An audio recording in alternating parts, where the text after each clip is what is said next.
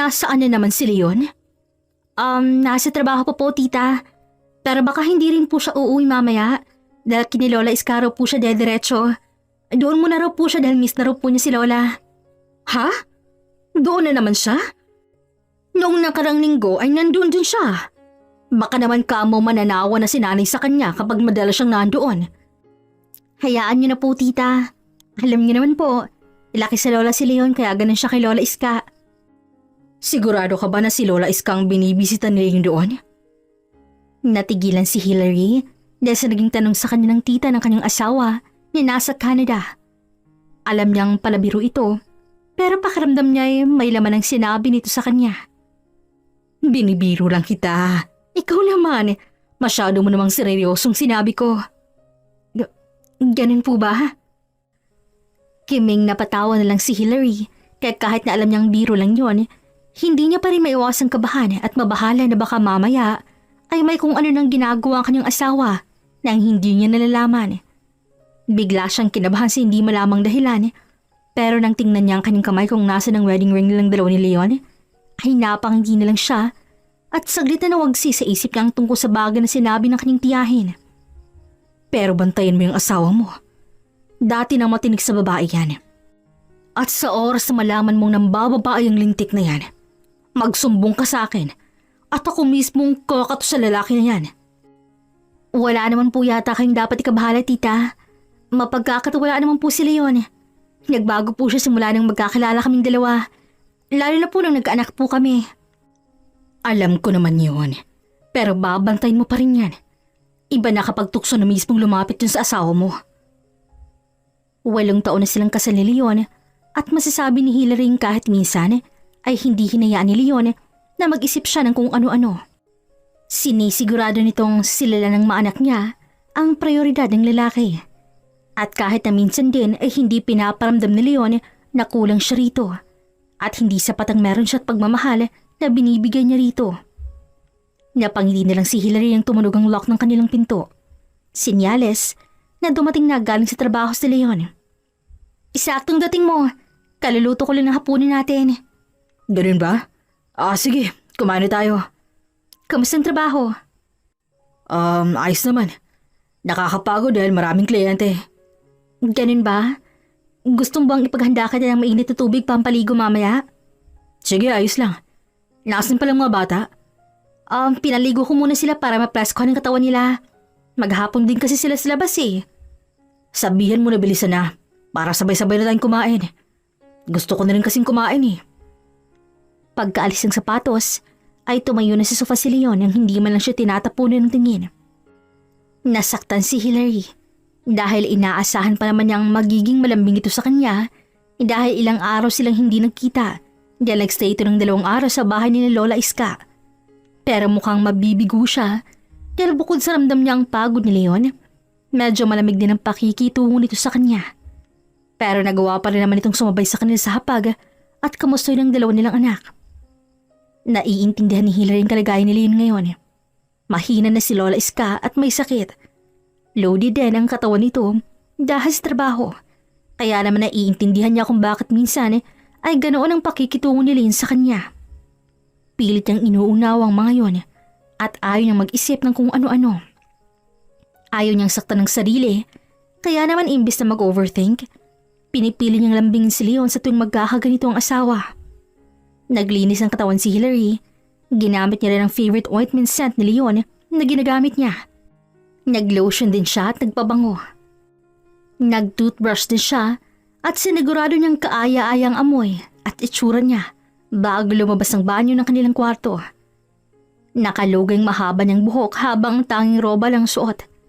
Naabutan niyang nakahiga na sa kama si Leon kaya naman nakangiti siyang sumampa sa kama at naglalambing na yumakap sa likod ni Leon. Natutulog ka na ba? Tanong ni Hillary sa mayamos at nakakaakit na boses. Pinagapang niya pa ang kanyang mga daliri sa matigas sa braso ni Leon. Inaantok na ako, Hillary. Masakit bang katawan mo? Gusto mo ba masahiin muna kita? Bukas na lang. Matutulog na ako. Isaglit lang naman. Ano ba? Napaigtad si Hillary nang bigla nilang bumangon mula sa kanyang pagkakahiga si Leon at magkasalubong ang mga kilay na tumingin sa kanya. Pagod ako sa trabaho, Hillary. Huwag ka nang makipagsabayan. Gusto na magpahinga ng tao, oh. Nakakainis. Nabala pa yung paghimbing kong tulog. Napaawang na lang ang mga labi ni Hillary dahil sa nangyari. Bumalik mula sa pagkakahiga si Leon at tinalikuran siya. Hindi siya makapaniwala na pinagtaasan siya ng boses ng lalaki. Ngayon lang yata nangyari ang bagay na yun, kaya labis siyang nasasaktan. Kaya hindi na ulit siya nagsalita at nahigaan lang din siya sa kanilang kama patalikod sa kanyang asawa. Hindi pa siya agad nakatulog dahil hinihintay niya na mag-sorry sa kanya si Leon. Hinihintay niyang mag-guilty ito at bawiin ang mga nasabi nito. Pero hanggang sa antukin na si Hillary ay hindi na muling nagsalita rin si Leon at mukhang nahulog na rin sa mahimbing na pagkakatulog. Hindi alam ni Hillary kung gaano nakatagal ang lumipas simula nang maipikit niya ang kanyang mga mata nang malimpungatan siya dahil may naririnig siyang nagsasalita na halos pabulong na. Oo nga, babalik nga ako riyan. Miss ko na kasing pamilya ko kaya umuwi muna ako. Kukuha rin ako ng mga gamit ko dahil medyo matagal ako magsistay sa bahay ni Lola Iska ha. Hindi. Hindi naman nagdudula si Hillary sa akin. Dahil sa bahay naman talaga ako ni Lola Iska nagpupunta. At wala rin siya dapat ikabahala. Dahil sa kanila pa rin naman akong uuwi. Oo nga. Makikilala mo rin yung mga anak namin. Minsan isasama ko sila sa bahay ni Lola Iska nang makita mo sila. Hindi. Gusto mo rin bang makilala si Hillary? Nangunot ang noo ni Hillary nang marinig niyang tumawa si Leon. Kaya naman bahagya siyang kumislot at umikot para sa lalaki. Medyo nanalabo pang naniningkit ng mga mata nang silipin niyang lalaki. Dahil sa antok, hindi niya na masyadong maipaliwanag ang nangyayari sa kanyang paligid. Pero isang bagay lang sigurado siya. May kausap sa telepono si Leon.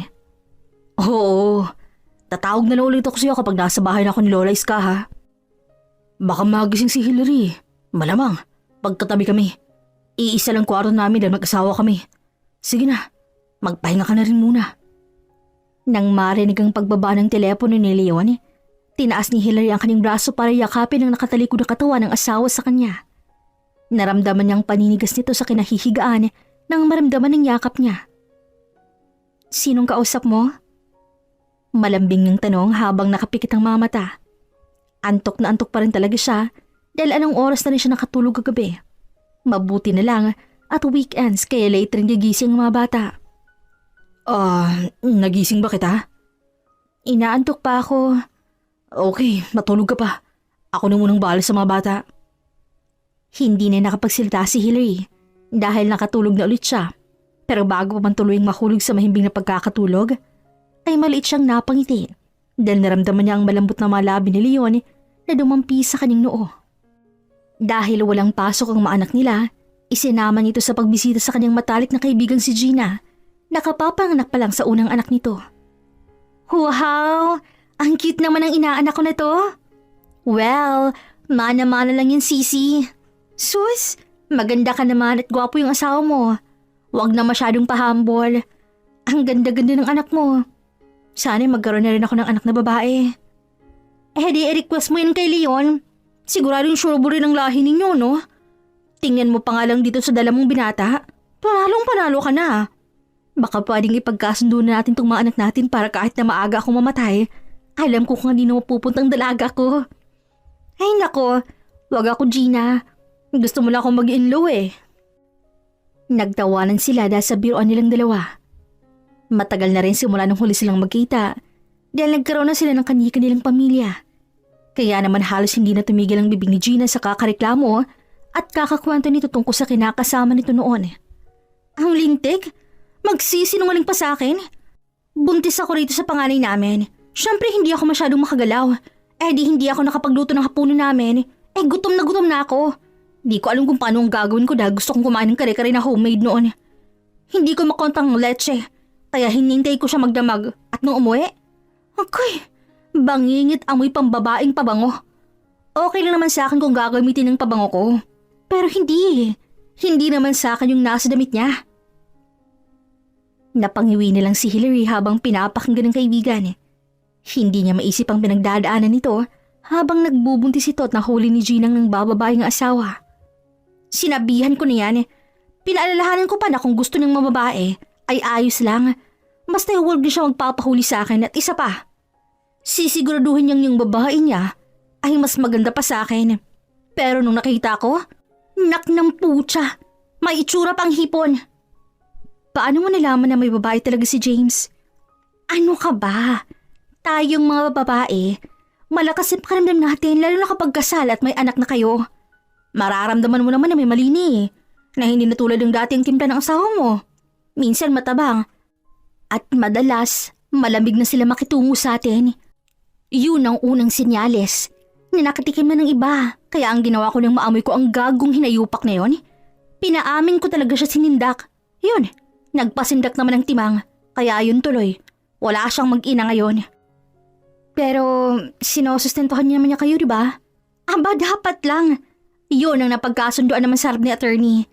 Kailangan niyang sustentuhan ng anak namin hanggang sa makapagtrabaho na to. At bawal siyang magreklamo tumigil. Tas sa kulungan talaga siya pupulutin kapag ginawa niyang bagay na yun. Kaya nakakatakot kapag nanay ka na. Kapag nabuntis ka na, dyan magsisimulang malos ang itsura mo eh. Lalo na kapag ganyan pa ang partner mo. Mas lalo ka talagang makukonsume. Naku, sinabi mo pa. Yang mga lalaking yan, hanggang may nakikitang masarap na putahe, mga uhaw na uhaw pa yan. Mga takam na takam. Gagawin niya ng lahat para lang matikman ka. Pero sa oras na magawa nilang gusto nila, magsisimula ng manawa ang mga yan at maghanap ng ibang putahe. Magagaling ang mga leche. Okay sana kung ikakagwapo nila yun eh. Hindi naman. Ganun ba talaga? Kapag nakita mong losyang na maghahanap ka na ng iba? Bakit kaya instead of doing that, bakit hindi nilang nila tayo tulungan na makabawi sa sarili natin? At bumalik ang dating alindog kung gusto nila tayong makitang ganito ulit? Sisi, minsan kasi wala naman sa plano nila eh, pero may tukso. Nasa paligid lang nila, kaya ang tukso talagang hirap na kalabanin. Dahil kapag nagpatalo sila sa tukso, asahan mo, sira ang pamilya mo. Kaya nga ang swerte mo kay Leon eh, dahil along the way, never ka niyang pinagtaksilan. Kahit na kailan, hindi ka na hinayaan mag-overthink. Lalo na't papi na yung asawa mo. Maraming nakaaligid dyan. Pero may tiwala ako riyan. Alam kong hindi kayo pababayaan ni paring Leon. Ngumiti na lang si Hillary dahil natutuwa siyang napupuri si Leon sa pagiging responsableng asawa at ama nito na nakikita rin pala ng iba. Natutuwa siya sa tuwing naririnig niyang may natutuwang ibang tao kay Leon na kung paano ito kumilos sa kanilang pamilya at hindi siya magsasawang ipagmalaki si Leon sa iba. Maganda at puno ng papuri ang mga tao sa kanilang pamilya dahil halos perpekto na raw sila. May mapagmahal at responsabling ama, may masipag at maalagang ina at mapagmahal na mga anak. Kinaiinggitan ng pamilyang meron si Hillary dahil sa magandang imahe nila. Ngunit ang hindi alam ng maraming tao na tulad ng isang pamilya ay dumadaan sila sa pagsubok at mga problema.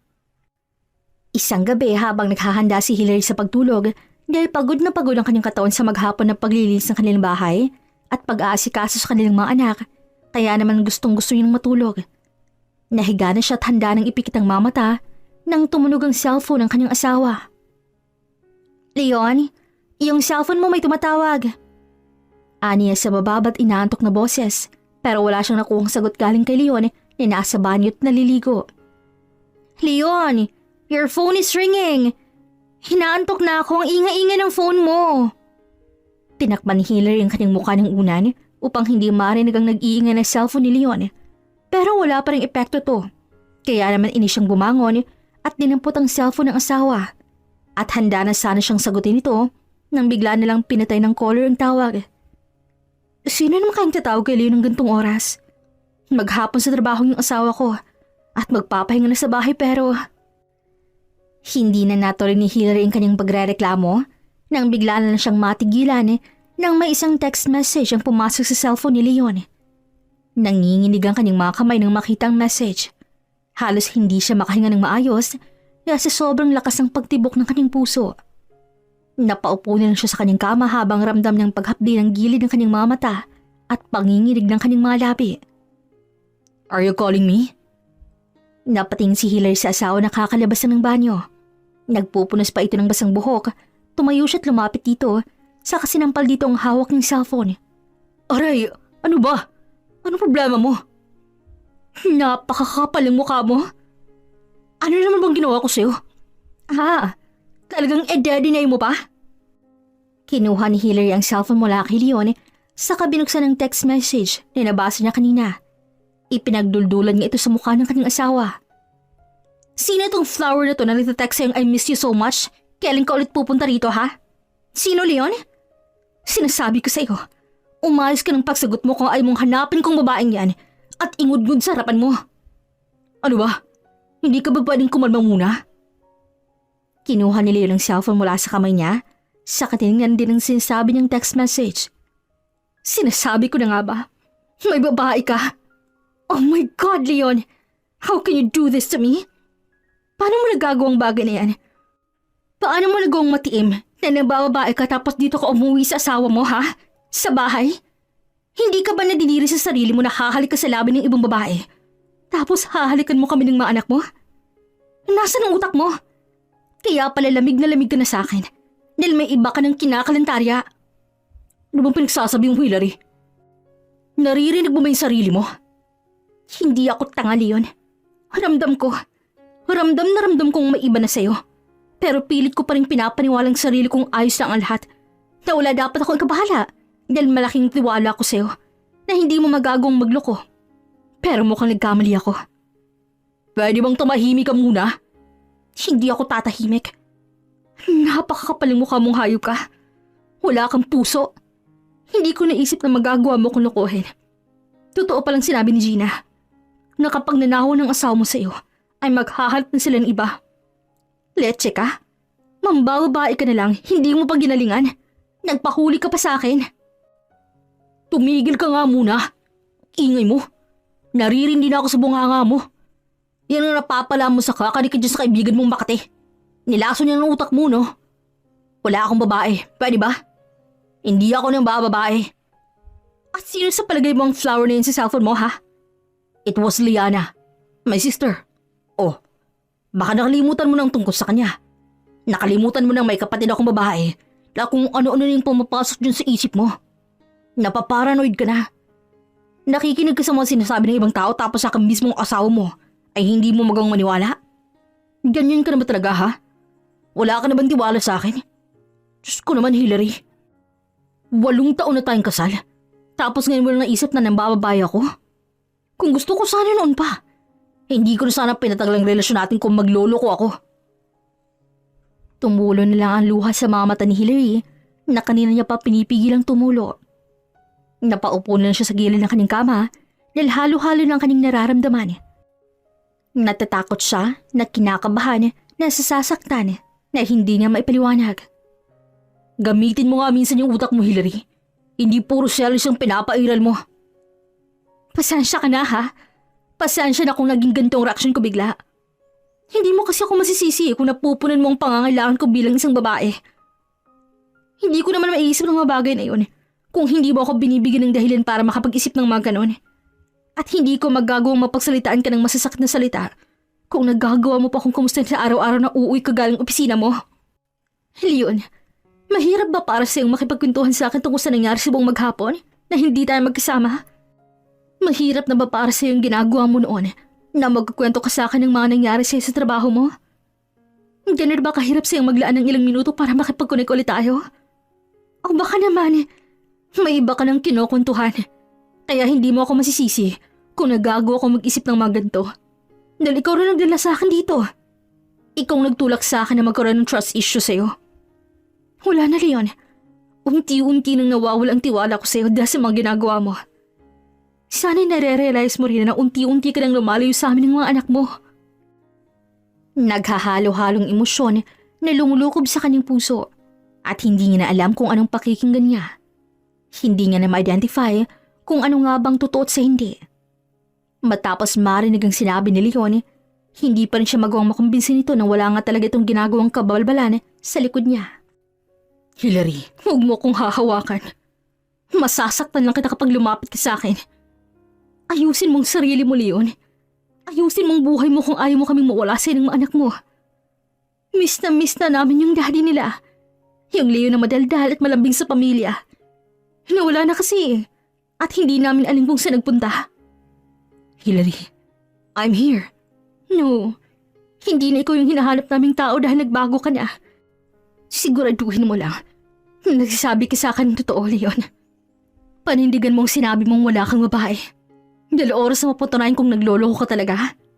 Asahan mong wala ka ng uuwi na asawa at mga anak. Babala na to.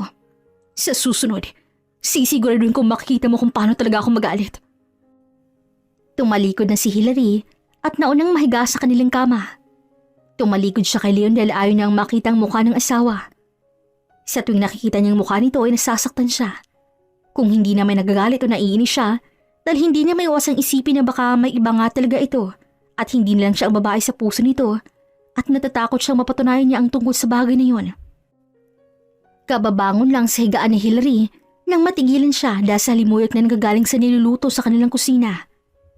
Napahawak sa kanyang bibig si Hilary nang maramdaman niyang parang siyang nasusuka. Kaya naman dali-dali siyang nagpunta ng banyo para doon magsuka. Nang matapos, ay tiningnan niya ang kanyang sarili sa salamin. Doon niya napansin ang bahagyang pamumutla ng kanyang mukha. Pero napansin niya na bahagya ring tumambok ang kanyang mga pisngi. Sino ba yung nagluluto ng pangit na amoy na yon?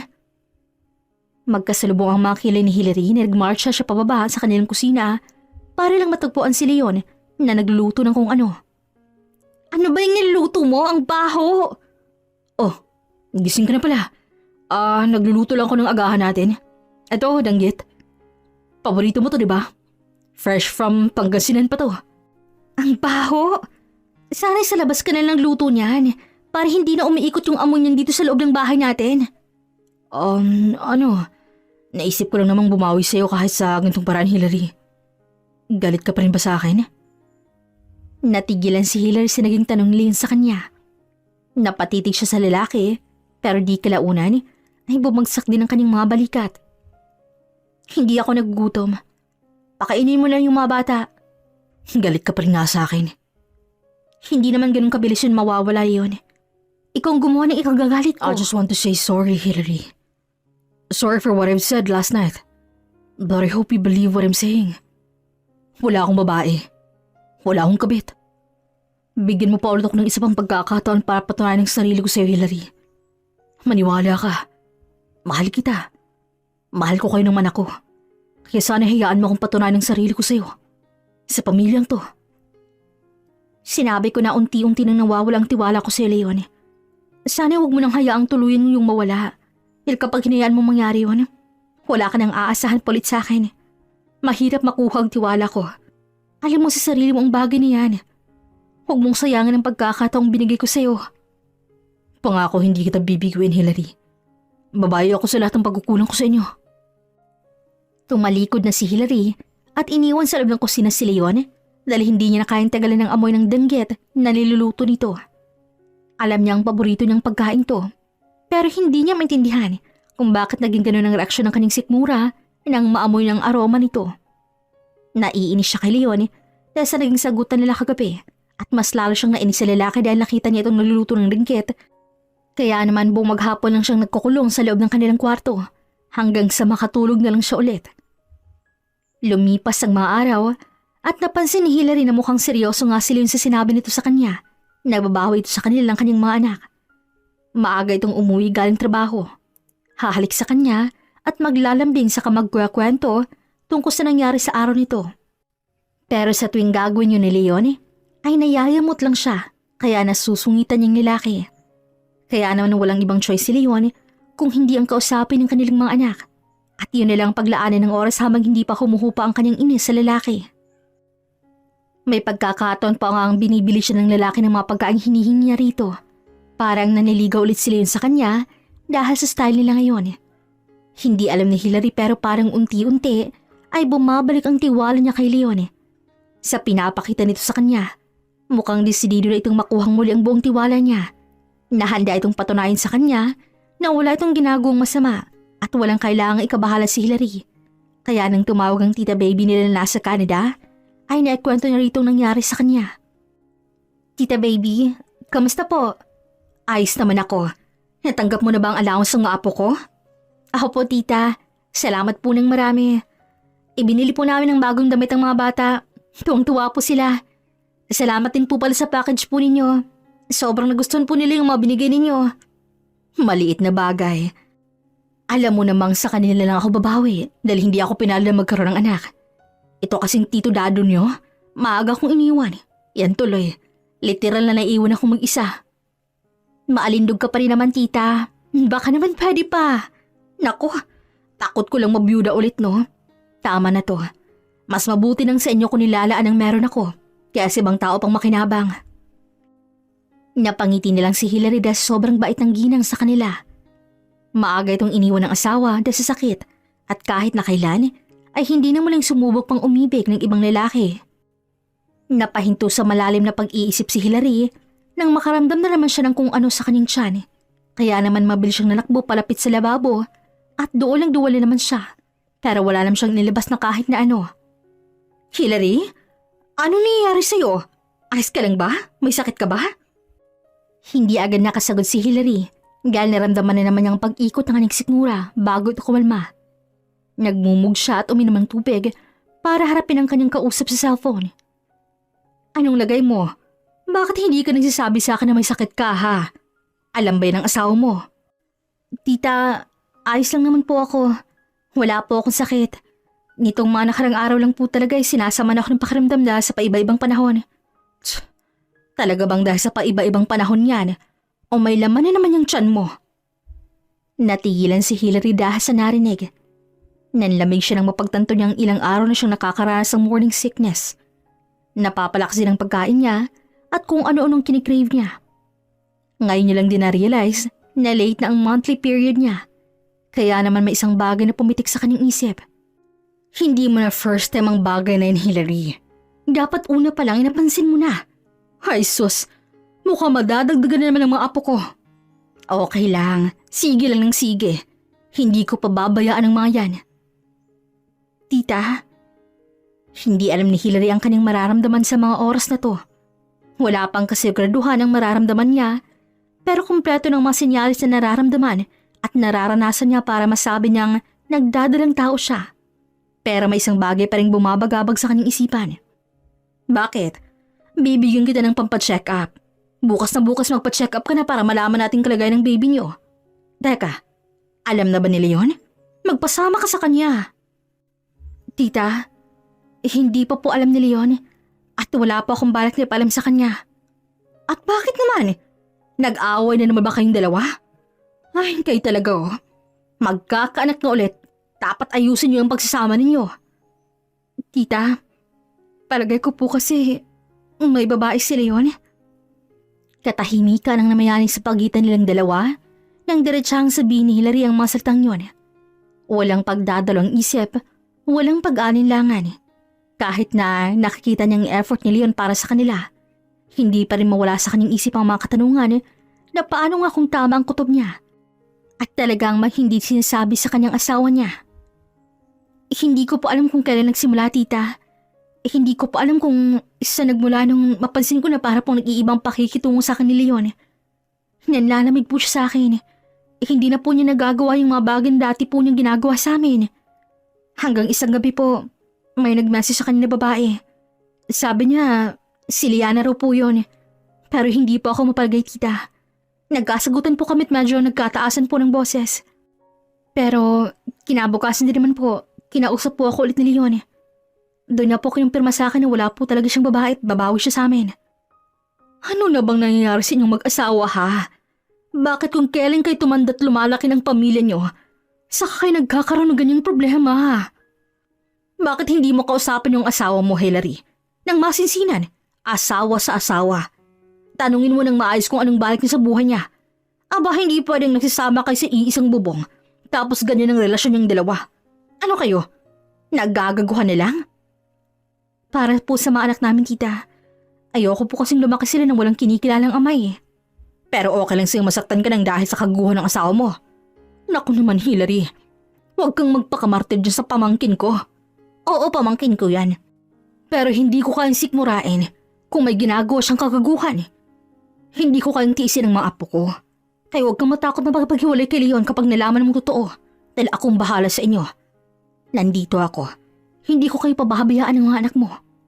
Huwag mong ibaba ang sarili mo para sa tulad ni Leon. Dahil ikaw, masyado kang mabait. Masyado mo nang sinasaktan ng sarili mo para sa kapakanan ng ibang tao.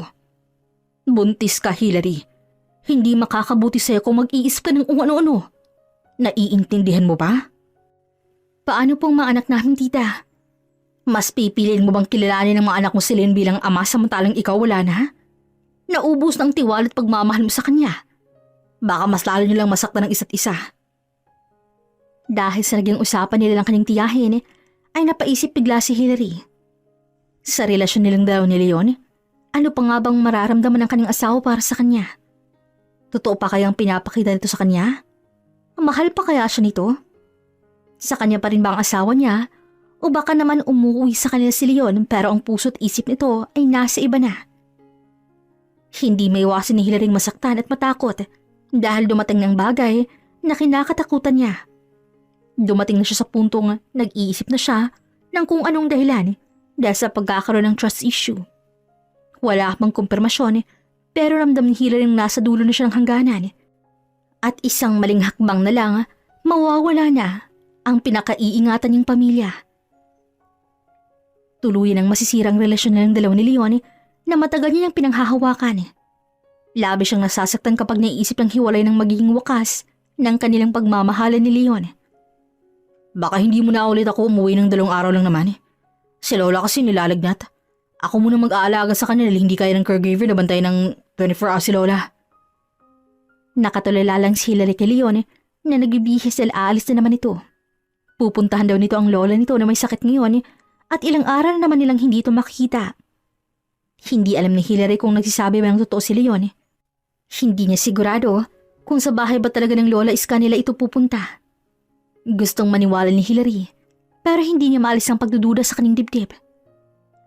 Gusto mo bang samahan ka namin ng mga anak natin?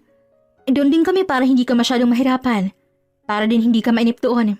Matutuwa siguro si Lola Iska kapag nakita niyo yung mga anak nating dalawa. Natigil si Leon at napatingin sa kanya. Napansin ni Hilary ang pag-alo ng Adam's apple ng lalaki bago kumislap ang pagdadalong isip sa mga mata nito. Hindi alam ni Hilary kung masasaktan ba siya o ano dahil hindi agad mukhang makasagot ang asawa nito sa kanya. Magandang naisip mo. Pero mas maganda siguro kung dito lang kayo ng anak natin. May sakit si Lola. Baka mahawa pa sila lalo na ikaw. Ilang araw nang hindi maganda pakiramdam mo. Mas madali kang kakapitan ng sakit. Oo, tama. Sige, ipagagayak na lang kita ng mga gamit mo. Kapag may mga kailangan ka pa, sabihin mo lang sa akin para maayos ko. Saglit lang naman ako roon tapos pagkatapos noon, babalik din ako agad rito. Ayoko lang mapahama kayo ng anak natin. Naiintindihan ko, Leon. Wala kang dapat niya paglala. Mahal kita, Hilary. Mahal ko kayo ng anak nating dalawa. Napatingin si Hilary sa kamay nila ni Leon kung nasaan ang wedding ring nila. Nanlabo ang mga mata niya nang maalala niyang naging sumpaan nila ni Leon sa harap ng altar, sa harap ng maraming tao, at higit sa lahat, sa Diyos. Ngunit parang lahat ng yon ay unti-unti nang napuputol dahil sa tukso sa kanilang paligid. Ang mga pangarap na binuo nila ng magkasama ay mukhang matutulukan na at labis siyang nasasaktan kapag naisip niyang hanggang dito na ang lahat ng pinagsamahan nila ni Leon. You are 4 weeks pregnant, Mrs. Florescan. Congratulations! Ang maipapayo ko lang sa iyo ay maging maingat ka. Kumain ka ng masustansyang pagkain at get enough sleep. This is your 3rd baby, kaya aasahan ko na alam mo ng mga gagawin mo. Thank you, Doc. Tipid nang umiti si Hilary bago haplusin ang kanyang tiyan. Hindi niya alam ang dapat niyang maramdaman. Masaya siyang malaman na magkakaanak ulit sila ni Leon. Tulad ng plano nila, gusto nilang magkaroon ng 3 anak at tahimik niyang pinagdarasal na sana'y babae na ito. Ilang araw, ilang gabi, walang ibang iniisip si Hilary kung hindi ang pagbubuntis niya at si Leon na hanggang ngayon ay hindi pa rin umuwi. Hindi na siya nag-alala para sa lalaki kaya siguro nasanay na siya sa gantong sitwasyon at gawain ni Leon. Siguro naging manhid na siya kaya hindi na niya masyadong hinahanap ang presensya ng kanyang asawa. Pumunta ka sa bahay ni nanay. Nandun ang asawa mo. Hanggang sa isang araw, tumawag muli ang kanilang tiyahin at pinapapunta siya rito sa bahay ng kanilang lola Iska. Hindi na nakapagtataka para kay Hilary dahil ilang araw nang hindi umuwi si Leon. Pero medyo nakahinga siya ng maluwag nang malaman niyang sa bahay ng lola nito nagsistay si Leon. Nabawasan ang pag-iisip niya na baka may ibang babae itong inuuwian. Sunduin mo at sabihin mo sa kanyang hindi niya na kailangang maglagi roon dahil kukuha pa ako ng isa pang caregiver para hindi siya mag-alala kay nanay. Ikaw na lang babantayin niya dahil buntis ka. Ayos naman po ako, tita. Pero sige po, susunduin ko po si Leon. Hayaan mo. Kakausapin ko rin ang asawa mo para mapirmi na dyan sa bahay ninyo. Sige po, salamat po ng marami, tita. Wala yun. Basta mag-iingat ka palagi. Ingatan mo yung mga apo ko, ha? Lalo na't madadagdagan na naman sila. Napangiti na lang si Hilary dahil sa pagmamahal na pinaparamdam ng tiyahin ng kanilang pamilya. Maaga siyang nawala ng mga magulang, kaya naman ang kanilang tita baby ang gumabay sa kanya nang bumuntis siya ni Leon. Tinuruan siya nito kung paano maging isang ina. Wala siyang alam sa lahat ng bagay, pero dahil kay tita baby, naging uliran at mapagmahal na ina si Hilary. At gusto niyang gumawa siya ng magandang desisyon hindi lang para sa kanya, kundi para na rin sa kanyang mga anak. Kaya nang makapag-ayos siya ay pumunta siya sa bahay ng lola ni Leon para sunduin ng lalaki at pauwiin tulad ng gustong mangyari ni tita baby. Pero sa pintuan pa lang ay natigilan na siya sa hindi malamang dahilan. Para bang may pumipigil sa kanyang pumasok, pero mas nanaig ang kanyang damdamin na pilit siyang tinutulak papasok sa bahay. Huminga ng malalim si Hilary bago humigpit ang pagkakahawak niya sa bag na dala niya at magpatuloy sa pagpasok. Hindi na siya nag-abalang kumatok sa pinto dahil bukas naman ito, pero pagpasok pa lang niya ay napansin niya na agad ang sobrang tahimik ng paligid. Nagpunta si Hilary sa kwarto ni Lola Iska para kumustahin din ito, pero pagpasok niya ay natutulog ito kaya naman naupo muna siya saglit para pagmasdan ang natutulog ng matanda. Ilang taon na rin si Lola Iska kaya mahina na ito at nakahiga na lang din. Naalala niya pa kung gaano ito kasaya nang pakilala siya ni Leon dito. Kaya napangiti na lang siya bago mapatingin sa kung saan dahil may narinig siyang ingay. Tumayo siya at sinundan ang pinanggagalingan ng ingay na yon dahil baka si Leon na yon. Paglabas niya ng kwarto ay may narinig na naman siyang ingay na nagagaling sa katabing kwarto ni Lola Iska. Kaya naman lumapit si Hilary dito at tinulak pa bukas ang pinto. Pero ganoon na lang ang pagtindig ng kanyang mga balhibo nang makita ang nangyayari sa loob ng kwarto. Natulos sa kanyang kinatatayuan si Hilary habang pinapanood ang kanyang asawang may ibang kaniig na babae sa ibabaw ng kama. Nanghihinang napaupo na lang sa sahig si Hilary kasabay ng pagtulo ng luha galing sa kanyang mga mata. Leon? Daig pa si isang kidlat ni Leon na humiwalay sa babae nang marinig nito ang kanyang boses. Hilary. Nanlalaki ang mga mata nito nang makita siya, kaya naman dali-dali itong bumaba ng kama at tinampot ang mga damit para magbihis. Hilary, anong ginagawa mo rito? What is the meaning of this, Leon? Lumuluhang tanong ni Hilary sa kanyang asawa. Sinikap niyang makatayo para makita kung sinong kasama nitong babae at ganoon na ang pagsiklab ng galit sa kanyang dibdib. Nang makitang ang kaniig ni Leon ay walang iba kung hindi ang caregiver ng lola nito. Let me explain, Hilary. Explain? Para saan pa? Kulang pa ba itong nakita ko para hindi ko maintindihan ang nangyayari, ha? I gave you a second chance, Leon. I trusted you again. Ang sinabi mo wala kang babae. Wala kang kabit. At ako naman, naniwala sa kaibangan mong yon. Sinabi mo sa akin na hindi mo magagawang lokohin dahil mahal mo ako. Pero ano to, ha? Ano? Gaguhan na lang tayo rito? Hilary. Putsa naman, Leon. Bakit? Bakit kung kailan tayo nagkapamilya ay saka ka nagloko ng ganito? Am I not enough to you? Kulang ba yung effort ko bilang asawa mo? Napabayaan ba kita? Hindi ba sapat yung pagmamahal na binibigay ko sa'yo para magawa mo sa akin ng bagay nito? Hindi ba sapat yung pagsasakripisyo ko sa pamilya natin para maghanap ka ng iba? No. Hindi sa ganun, Hilary. Then why? Why did you cheat on me? Bakit sa babaeng tulad niyo na walang-wala sa akin, ha? She's just a caregiver, Leon. She's just your lawless caregiver. Para mo natiim na pumatol sa ibang babae habang ako'y hinahanap-hanap ang presensya mo? Ako ang asawa mo, Leon. I am your wife. Napatakip na lang sa kanyang bibig si Hilary at napahikbi ng sunod-sunod dahil labis siyang nasasaktan sa mga oras na to. Hindi niya na mapiling ang mga salitang kanyang sasabihin dahil naghahalo-halon sa kanyang isip ang mga to. Paano mo nagawa sa akin to, Leon? Paano mo ako nagawang lokohin? Hindi mo na ba ako mahal? Of course. Wala na siguro. Nagpantig ang tenga ni Hillary nang maramdaman niya ang maating boses ng caregiver na kaniig ni Leon kanina. Maganda ito at hindi niya itatanggi ang bagay na yon. Pero mukhang wala ring naman ang ulo nito. Kaya naman lamang na lamang si Hillary. Napangisin lang siya at hinarap ang babae. Sinubukan pa siyang pigilan ni Leon pero pinukol niya ng masamang tingin ng lalaki.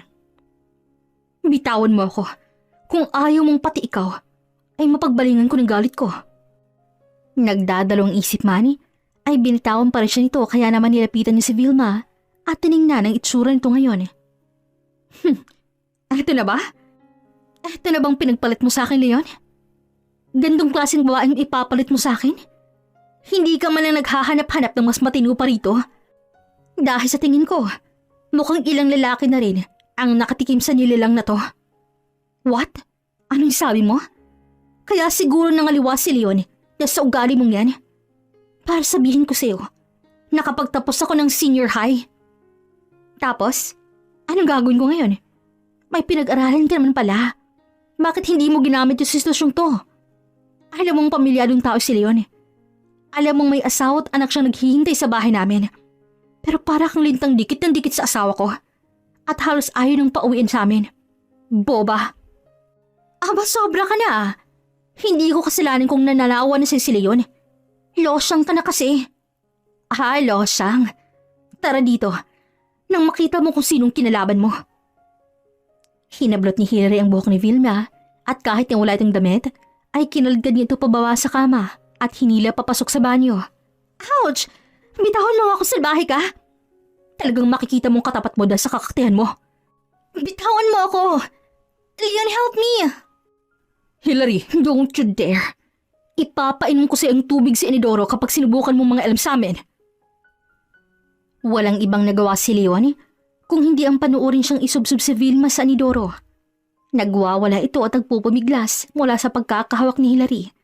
Pero mas lalo lang hinigpitan ni Hillary ang pagkakahawak niya sa buhok ng babae. Stop it! Kadiri! Mas kadiri ka. Malandi ka. Tigil na, please! No, ang dapat sa'yo, tinuturuan ng leksyon. Sa mga katulad mong Makati ay dapat hinuhugasan. Malandi ka. Pilit na dinuduktok ni Hillary ang mukha ni Vilma sa Inidoro, pero nanlalaban ito. Kaya naman naitulak siya nito at napaupo na lang sa sahig. Hillary! Bagay lang sa kanya yan. Napahawak lang sa kanyang tiyan si Hillary nang makaramdam siya ng matinding sakit doon. Halos mamilipit siya sa sakit at hindi niya alam kung anong gagawin niya sa mga oras na yon. Hillary, anong nangyayari sa'yo? Leon! Natigilan silang lahat nang mapatingin sila sa hita ni Hillary kung saan may umaagos sa dugo. Nanlamig ang buong katawan ni Hillary bago niya mapagtanto kung anong nangyayari sa kanya. Hillary? Bring me to the hospital, Leon. Our child! Ang baby natin, Leon! Napaiyak na lang si Hillary dahil sa takot na baka kung anong mangyari sa anak nila. Kung ano-anong bagay ang pumasok sa isip niya ng mga oras na yon. Hindi niya alam ang gagawin at labis sa takot ang kanyang nararamdaman. Hindi ko sinasadya. Galit na tingnan ni Hillary si Vilma nang muli itong magsalita. I will sue you. Ipapakulong kita. Kapag may nangyaring hindi maganda sa akin, kakalbuhin kita. Calm down, Hillary. Dadalhin na kita sa ospital. Maingat siyang binuhat ni Leon upang dalhin sa ospital. Nanginginig ang buong katawan niya habang sapo-sapong sinapupunan niya. Halos tawagin niya ang lahat ng santo na kilala niya upang ipagdasal na sana ay walang mangyari sa anak nila. Ilang linggo pa lang bata sa kanyang sinapupunan at alam niyang malaki ang chance na mawala ito sa kanya. Leon, yung anak ko. Hindi mawawala ang anak nating dalawa. Mahigpit na lang na nabakapit si Hillary sa balikat ng asawa habang buhat-buhat siya nito sa loob ng emergency room. Mabuti na lang at may nurse na lumapit sa kanila para dalhin sila sa isang wards para doon tingnan ang kalagayan ni Hillary. Iyak lang siya ng iyak hanggang sa napagod ang mga mata niya at kusa na lang itong pumikit. Nagising lang si Hillary Nang maulunigan niyang may kausap si Leon sa telepono. Tita, sorry hindi ko naman sinasadya. Tarantado. Anong hindi mo sinasadya? Ginusto mo yon? Walang matinong lalaking papatol sa ibang babae kahit na alam na sa sarili niyang may asawa na sila. Hindi ka nag-iisip, Leon. Nasaan ang utak mo, ha? Bakit hindi mo gamitin yung utak mo? May pamilya ka na. May anak ka na. At magkakaanak pa ulit kayo. Ilagay mong utak sa ulo mo. Natatakot po ako. Baka kung anong mangyari sa mag-ina ko, tita. Tulungan mo po ako. Yan ang bagay na hindi ko nagagawin. I helped you many times. I even supported the things you wanted to do. Hindi ko sinusumbat ang mga yun sa'yo. Pero pasensyahan tayo. Dahil wala ka nang aasahan sa akin. Sa oras na may mangyaring hindi maganda kay Hillary, kukuhanin ko sila at dito na patitirahin sa Canada. At ikaw, matuto kang tumayo sa sarili mong mga paa. Ititigil ko ng pagtulong sa'yo. Tita, ayoko pong mawali sa pamilya ko. Hindi ko po kayo mawala sila sa akin. Ikamamatay ko po, tita. Baka hiwalay na ako ni Hillary. Wala na ako magagawa sa magiging desisyon ni Hillary, Leon. Sana bago ka nakisawsaw sa iba, ay naisip mo ng bagay na pwedeng mangyari. Masyado kang nagpakasaya. Nagpakabinata ka ng sobra. At ngayon, oras na para panagutan mo ang mga kalokohan mo. Tita, Hindi na naituloy pa ni Leon ang sasabihin nito nang babaan na siya ng tawag ng tiyahin. Napaupo na lang to sa couch at tahimik na umiyak. Hindi na nagpahalata si Hillary na gising na siya dahil ayaw niya pang makausap si Leon. Kahit niya itong nagdala sa kanya sa ospital, hindi pa rin nakakalimutan ang imahe ng asawa na nasa ibabaw ng ibang babae. Sumisikdo ang puso ni Hillary sa tuwing naiisip niya yun. Kusa pa rin nanunubig ang kanyang mga mata at nanikinikip ang kanyang mga dibdib sa tuwing maaalala niya yun. Nasa dibdib pa rin niya ang galit kay Leon kahit na nadudurog niya ang puso niyang marinig niya ang usapan nito at ng tiyahin. Alam niyang nagpapakababa na si Leon para lang hindi niya ito iwan. Pero huli na ang lahat. Sapat ng isang beses at hindi na siya magpapakamartir at mananatili pa sa tabi ni Leon. Tapos na ang lahat sa kanilang dalawa ng kanyang asawa. Mas pinili na ni Leon na siraan ang kanilang pamilya at oras na para magkanya-kanya sila. Napaingit na lang si Hillary nang makaramdam siya ng kirot sa kanyang tiyan, kaya mabilis na lumapit si Leon para tingnan siya. Namumula pang mga mata nito't ilong nang lumapit ito sa kanya. may masakit ba sa'yo? Tatawag na ba ako ng doktor? Ayos lang ako. Huwag ka na mag-abala. Okay, sige. May gusto ka bang kainin? Ano na nararamdaman mo? Ayos lang sabi ko. Umalis ka na. Kaya ko ng sarili ko. Aha? Bumalate ang pagtataka at gulat sa mukha ni Leon nang marinig nitong sinabi niya. Kaya tiningnan ni Hillary sa mga matang asawa.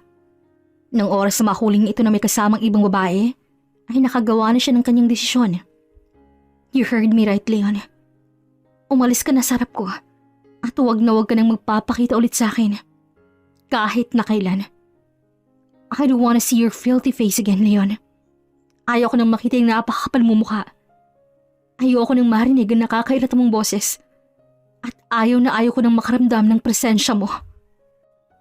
Napaluhod na lang sa kanyang harapan si Leon habang umaagos ang luha mula sa mga mata nito. Nagmamakaawa ang mga ito habang nakatingin sa kanya. Gusto sanang umiyak at masaktan din ni Hillary sa itsura ni Leon. Pero kapag naiisip niyang ito rin ang may kagawan kaya ito nagkakaganto, nawawalang awa na yun at napapalitan ng puot at galit. Hillary, nagbibiro ka lang di ba, mahal? You're joking, right? Please, sabihin mo sa akin na hindi totoo yung mga sinasabi mo. Ayoko. Hindi ako alis dito. May utak ka ba talaga? O natangay na ng kalindian yung kakapiranggot mong utak? Anong inaasahan mo? Na itutulog ko ng lahat na nakita at nalaman ko? Na paglipas ng araw na to, ay ayos na ulit tayo at parang walang nangyari? Na maiibsan ng isang sword pagmamakaawa mong sakit na dinulot mo sa akin? Pinahid ni Hillary ang tumulong luha galing sa kanyang mga mata, sa kamatapang na tingnan si Leon na ngayon ay humihigbi na sa kanyang harapan. Hindi ganun kadali yun, Leon. Hindi na madadaan sa tulog lang to. Hindi mo na ako madadala sa paglalambing mo at kung ano-ano pang kaabnuyan mo. Akala ko'y totoo na lahat ng pinapakita mo sa akin noon. Pero kinukuha mo lang pala ulit ang loob namin ng mga anak mo. At loob ko. Para hindi mo masyadong mahalata kapag nagloko ka. Ang husay mo naman kapag ganon. Dahil huling-huli mo ako. Nadali mo ako ron. Hillary, don't do this to me, please. I'm sorry. I'm really sorry. Nagkamali ako pero pinagsisisihan ko ng mga bagay na nagawa ko sa'yo. Hindi ko kaya na wala kayo ng mga anak natin. Hindi ko kayang mabuhay nang wala ka, Hillary. Mahal na mahal kita. Sana patawarin mo ako. Pangako, magbabago na talaga ako. Hindi na ako mambababae. Hindi na ako magloloko kaya sana bigyan mo pa ako ng isa pang pagkakataon. Hindi ko na uulitin pangako. Promise, Hillary. Please, wag ganito. Huwag mo naman akong hiwalayan. Hindi mo na talaga mauulit. Dahil ayoko na. Tapos na tayo, Leon. The moment you kissed her, we're already done. Sana na-realize mo rin sa sarili mo ang bagay na yun. Dahil anong akala mo? Na hindi kita mahuhuli? Nakakatawa kang ganun. Dahil nakalimutan mo ang kasabihan na walang sekretong hindi nabubunyag at huling-huli na kita. No, please. Don't do this to me, Hillary. I will do everything. Promise gagawin ko lahat basta huwag mo lang akong iiwan. Once is enough. Twice is too much. And thrice is unforgivable. I trusted you a lot of times but you wasted it. Hindi mo pinahahalaga ng mga yun. At ngayon wala na akong natitirpang tiwala para sa'yo. Ngayon ka pa magmamakaawa? Kung ayaw mo palang iwan kita, sana una palang nag-isip-isip ka na. Ano ngayon? Iyak-iyak at magmamakaawang huwag kitang iwan? Napahibi na lang si Hillary nang maisip niyang mga pinagdaanan niya. Paano naman ako, Leon? Nadurog ako. Durog na durog ako sa ginawa mo. Tapos gusto mo patawarin lang kita ng ganon? Akala mo ba'y madali sa aming mga babae na malaman na ng babae palang mga asawa namin? Anong akala niyo sa amin? Robot na walang nararamdaman? Bato na walang puso't hindi nasasaktan? Sa ating dalawa, akong unang nawalan, Leon. Akong unang nasaktat na durog. Una pa lang, nawala ka na sa akin. Akong unang nawalan ng asawa kaya itigil mo yung ginagawa mo. Dahil wala ka nang aasahan pa sa akin. We're done. Let's get an annulment. I'm sorry, baby. Forgive me, please. Para sa manak nating dalawa. Magbabago na talaga ako. Pangako yan. Ayoko lumaki na walang amang manak natin. Lalo na ngayon at magkakanak na ulit tayo. Nagmamakaawa ko sa'yo, Hillary. Nakikiusap ako parang awa mo na. That's my final decision. Kung ayaw mong ipakulong kita kasama ng kabit mo, umalis ka na sa harap ko. At kahit na kailan, ay huwag ka nang magpapakita sa amin ng mga anak mo. Dahil hindi ko na kayang lumaki sila na ikaw ang kinikilala nilang ama. Baboy ka, Leon. Sa tingin mo ba'y kaya mo pa rin umakto sa harap ng mga anak mo na parang wala kang kahayupan na ginawa? Hindi na, Leon. Sa ginawa mong yan, sa tingin mo ba'y magiging karespeto ka pa? Huminga ng malalim si Hillary at sinalubong ang luha ang mga mata ng asawa. Nakakaawang itsura nito ngayon pero mas awang-awa siya sa kanyang sarili. Hindi lang kaming mawawala sa'yo, kundi pati na ng dignidad mo. Hindi lang pamilya natin ang sinira mo, kundi pati na rin ang katauhan mo. Kaya hanggang may awa pa ako natitira sa'yo, umalis ka na. At ayaw na kitang makita ulit sa harapan ko. Huwag kang mag-alala na baka mawala ng amang mga anak natin. Dahil kaya ko. Kaya ko silang buhayin. Bubuhayin ko sila ng ako lang. Hindi na sila mangungulila sa'yo. Dahil ibibigay kong lahat sa kanilang hindi humihingi ng kahit anong tulong mula sa'yo. Darating talaga sa ating buhay ang mga pagkakataon kung saan susubukin ng katatagan natin upang tingnan kung hanggang saan natin ang ating kakayanin sa bawat pagsubok na darating sa ating buhay. May mga pagkakataon pa na talagang itutulak tayo sa hangganan natin upang pasukuin tayo. Pero ang tangi lang nating magagawa ay maniwala sa ating sarili at ang hindi pagsuko sa mga bagay-bagay. Huwag nating gawing choices ang pagsuko at pagiging martir dahil kahit na kailan ay hindi magiging magandang desisyon ang mga bagay na yun. Ang pagsuko sa buhay ay hindi kahit kailan magiging isa sa pagpipili natin upang masolusyonan ang mga problemang dumarating sa atin. At ang pagbibigay ng chance sa mga tao na nananakit sa atin ay hindi only na kahit kailan ay makukuha nila sa atin. Anumang oras at kung kailan nila gusto. Tama ng isang beses at sobra na kung dadalawa pa at wala nang kapatawaran ng pangatlo. Kaya hanggang merong naniniwala at nagtitiwala sa atin ay huwag tayong titigil at hihinto sa pag-abante. Makalipas ang pangyayaring komprotasyon, agad inasikaso ni Tita Baby ang lahat ng papeles ni Hillary upang kuhanin ito at ang mga anak nito papunta sa Canada at doon na patirahin. Ilang buwan lang din ang nakakalipas simula nang mahuli ni Hillary sina Leon at Vilma ay pumano na ang lola iska nila. Kaya naman kinailangang umuwi ni Tita Baby at sabay silang nagluksang dalawa. Hindi rin pumayag ang kanilang tiyahin na hindi makukulong si Vilma. Diyan nalaman din nila na pinagnanakawan pala ng caregiver si Lola Iska. Kaya naman patong-patong na kasong kinakaharap ni Vilma. Samantalang si Leo naman ay hindi na muling nagpakita sa kanila. Mukhang natauhan din ng lalaki at napagtanto nito na nagkamali talaga ito. Pinutulan ng tiyahin itong pagsuporta rito at mas tinuon nilang sa kanila ang buong atensyon ni Tita Baby. Tita, kakayanin ko po ba? Bakit naman hindi, iha? Ang layo mo na. Tsaka, andito naman ako. Hindi ko kayo pababayaan ng mga apo ko. Makakaya natin to. Ang dami ko na po palang napagdaanan pero pakiramdam ko, kulang pa rin po ako, tita. Mahinahanap pa rin ako pero hindi ko alam kung ano yon. Hindi ko masabi kung ano bang gusto ko o hinahanap ko. Para maespasyo sa puso ko na hindi kayang punan ng kahit anong bagay sa mundo. Naiintindihan kita, Hillary. Ganyan din ako nang nawala si Tito Dado mo. Pakiramdam ko, katapusan na ng lahat. Na hanggang doon na lang talaga ako. I'm always longing for his presence. Palagi kong hinahanap yung mga bagay na ginagawa ni Dado sa akin. But little by little, I stand up again. Tinutulungan ko yung sarili ko na makabawi. And look at me now. I'm fine. Very fine. Thank you so much, tita. Sana'y kasing tapang mo pa rin po ako. I will do my best to become a best mom to my children. I will do my best to give their needs and wants. I can do this, tita. Kaya ko po to. Mahihirapan ako sa umpisa pero kakayanin ko po. Ganyan nga, iha. Be strong. Be brave. Alam ko na mabigat ang nagawang kasalanan nila yung sa'yo. At sa ngayon, hindi mo siya kayang patawarin. Pero sana'y dumating ka sa punto ang mapapatawad mo rin siya. Dahil ganun ang ginawa ko sa Tito Dado mo. Nagalit ako nang iwan niya ako ng maaga. But I forgive, not only him, but also myself. Ang tanging paraan para makapagpatuloy sa buhay ay ang pagpapatawad sa mga taong nagkasala sa atin. Forgive them, but never forget what they have done to you. Tumatak sa isip ni Hillary ang mga salitang bintawan sa kanya ng kanilang tiyahin. Siguro nga ay darating ang araw na mapapatawad niya si Leon sa lahat ng mga nagawa nito sa kanya. Pero sa ngayon ay pahihilumin muna niya ang sugat na iniwan nito sa kanyang puso.